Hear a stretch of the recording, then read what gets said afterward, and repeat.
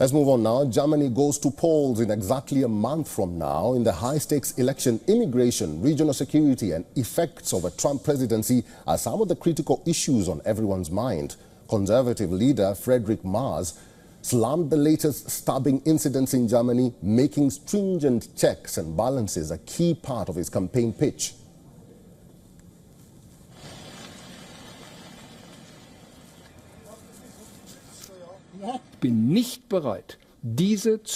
I am no longer prepared to accept these situations in Germany.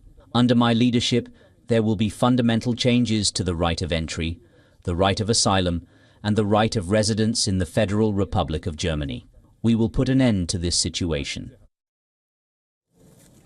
Merz has gained a lot of popularity ahead of the elections, with an average of polls putting him in front-runner position. Concerns over the economy, unemployment and a host of other issues have also pushed many to rally behind the millionaire.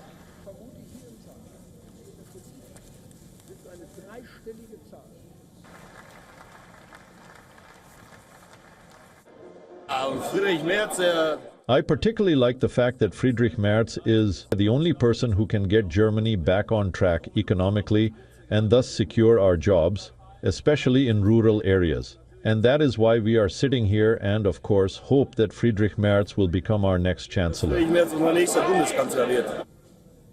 For incumbent Chancellor Olaf Scholz, the election is an uphill battle, especially after his three-way coalition collapsed.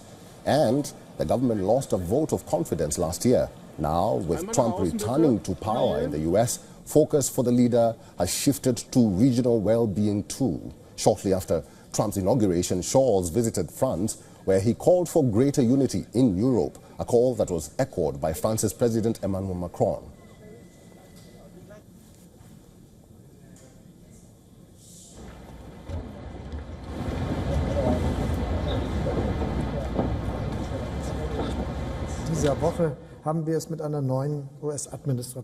Just as of this week, we are dealing with a new US administration.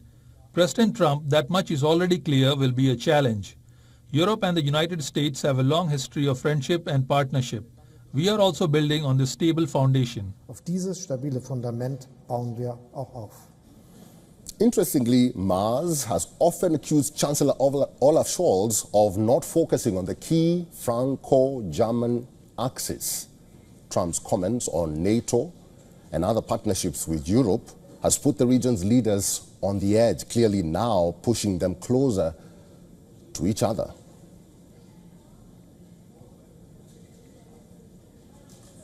All right, so Germany is going to the polls in the next few months, and we do understand that there's a battle, clear battle between Olaf Scholz, who's the incumbent Chancellor of Germany, against Friedrich Merz. And Merz has gained popularity in recent months because of his millionaire status, and people think he's a liberal. So we'll see how the elections in Germany will go.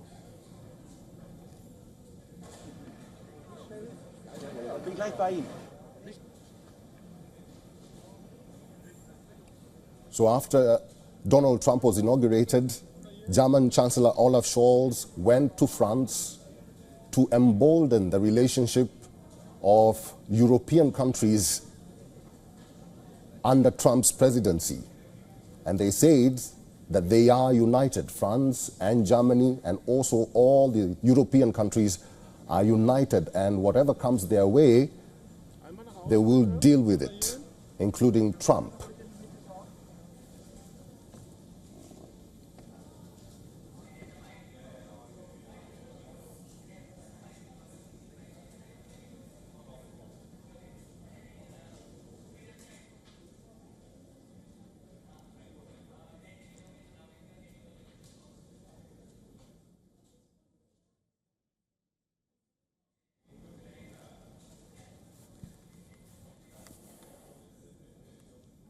All right, our correspondent Trent Murray is now joining us live from Berlin. Good to see you, Trent. The elections are just around the corner in Germany.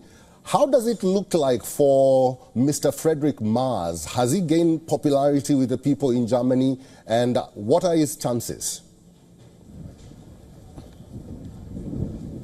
Yeah, that election creeping up very quickly. February 23 is the date, and Friedrich Merz right now, that opposition leader, does seem to be the firm favourite to be the next Chancellor. Certainly all of the polling indicates he has a double-digit lead ahead of some of his other rivals, and we are seeing him now really increasing his visibility on the campaign trail. For Olaf Scholz, though, he is not going down without a fight. He certainly is going to try and avoid being a one-term Chancellor, but the polling suggests he really is on the ropes, I suppose you could say, to use a boxing analogy.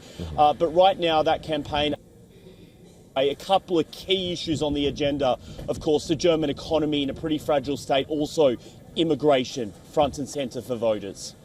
All right, Trent Murray, we'll have to leave it there. Thank you very much for talking to us today.